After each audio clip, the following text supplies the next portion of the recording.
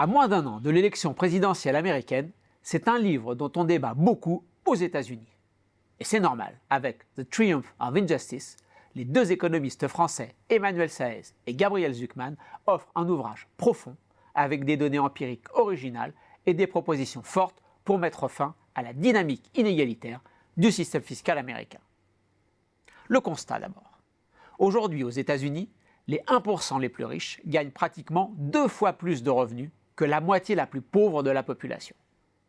Que fait le système fiscal pour corriger cela? Rien.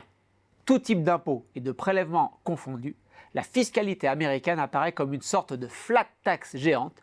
Les Américains laissent en gros 25-30% de leurs revenus en taxes, sauf les très très riches pour lesquels c'est à peine 20%.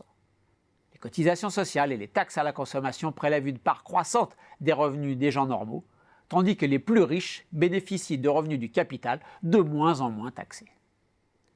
Après un passage en revue historique, nos deux auteurs montrent que le système fiscal mis en place par le président Roosevelt était très progressif, avec un taux marginal d'impôt sur le revenu supérieur à 90%. Mais il y avait un trou dans le filet, avec des gains en capital taxés à 25%. De quoi inciter les malins à transformer leurs revenus en gains en capital.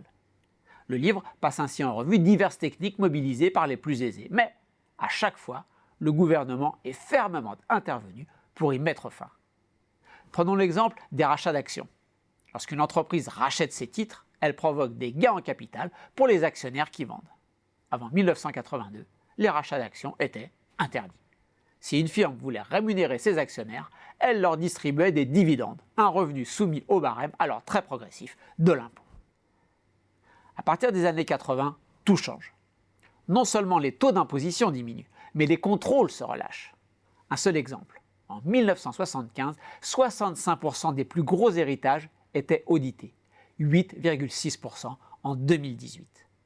Là où selon les calculs des auteurs, les particuliers arrivent en moyenne à échapper à 10-15% des impôts dus, c'est 25% pour les très aisés.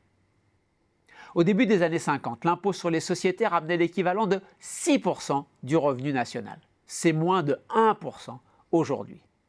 Or, il faut bien comprendre que l'impôt sur les bénéfices représente la première marche de la taxation des plus riches, dont les titres financiers et les revenus qu'ils en tirent représentent la très grande majorité du patrimoine. Au niveau mondial, environ 40% des profits des firmes sont artificiellement transférés dans les paradis fiscaux. C'est 60% pour les américaines. Sur les 20 dernières années, les recettes fiscales des États-Unis ont ainsi baissé de 4 points de PIB, du jamais vu historiquement, même sous Reagan et Thatcher. Les derniers chapitres du livre offrent plusieurs pistes pour remettre le système fiscal des États-Unis à l'endroit. Par exemple, un impôt sur le revenu plus progressif. Le taux marginal optimal se situe à 75% pour ceux qui gagnent plus de 500 000 $. Les deux économistes préconisent une lutte acharnée contre l'évitement fiscal, confiée à une nouvelle agence gouvernementale. Et, proposition très débattue aux États-Unis, l'établissement d'un impôt sur la fortune. À 2% pour les patrimoines supérieurs à 50 millions et 3% pour ceux qui dépassent 1 milliard, comme le propose la candidate à l'investiture démocrate Elizabeth Warren, le multimilliardaire Warren Buffett paierait 1,8 milliard d'impôts contre 1,8 million aujourd'hui. Ils vont même jusqu'à proposer une taxation plus radicale, avec un taux marginal d'imposition sur la fortune grimpant progressivement à 10%. Une spoliation des riches? Si un tel système était en place depuis 1982, la grande majorité des 400 Américains les plus riches seraient toujours milliardaires aujourd'hui. Mais leur fortune correspondrait à un tiers de leur niveau actuel. Les très riches resteraient très riches, mais les écarts de fortune seraient réduits. Pour Emmanuel Saez et Gabriel Zucman, il est important de réduire l'externalité négative que représente l'immense concentration des richesses, source de rente économique et politique qui obère la démocratie. Un livre remarquable.